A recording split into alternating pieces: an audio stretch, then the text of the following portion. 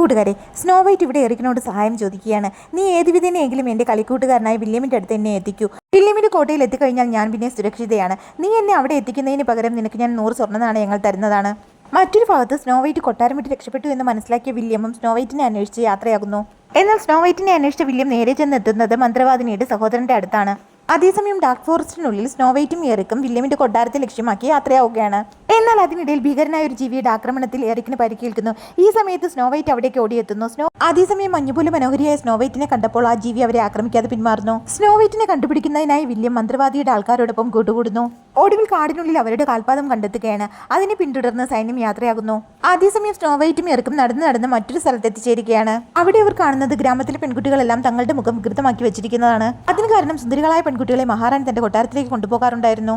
Snow വൈറ്റും എറിക്കും ഗ്രാമത്തിലുണ്ടെന്ന് മനസ്സിലാക്കി അവിടെ എത്തിയ സൈനികർ ഗ്രാമത്തെ മുഴുവൻ കത്തിച്ച് നശിപ്പിക്കുന്നു. എന്നാൽ സ്നോ വൈറ്റിനെ കൊണ്ട് എറിക്ക് അവിടെ നിന്നും രക്ഷപ്പെടുന്നു.